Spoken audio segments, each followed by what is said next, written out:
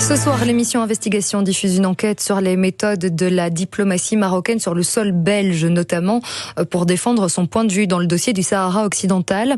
Ce territoire a été annexé par le Maroc illégalement au regard du droit international. Investigation révèle comment l'ambassadeur en place exerce des pressions sur des professeurs d'université, des chercheurs et même des mandataires politiques. Enquête signée Guillaume Wallner et Tristan Godard. Alexis de Soif est l'ancien président de la Ligue des droits humains. En 2018 et 2019, il s'exprime sur le dossier du Sahara occidental. La réaction de l'ambassadeur du Maroc, Mohamed Amer, est immédiate. Le diplomate sollicite une rencontre pour lui exposer son point de vue. C'est une manière de faire pression. On voit qu'il y a les petits soldats à l'œuvre dans les pays, les ambassades, qui doivent tenir ce contre-discours et relayer la machine de propagande très efficace de la diplomatie marocaine pour porter ce discours, que ce soit vers des avocats, des organisations de défense des droits humains, mais j'imagine aussi envers des journalistes.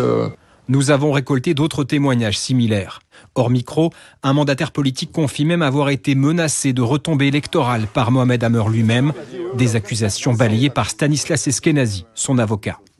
Ces pressions, on vient vous les distiller dans le cadre d'un reportage qui se veut à charge du Maroc. Et si on s'intéresse à ces témoignages, moi je ne connais pas qui sont les personnes de témoignage, il faudra quand même vérifier quels sont les intérêts qu'eux défendent de leur côté. L'ambassadeur n'a jamais connu la moindre griffe dans l'exercice de sa mission diplomatique. Ces témoins affirment pourtant ne poursuivre aucun intérêt particulier. Par peur de représailles, certains ont souhaité s'exprimer anonymement.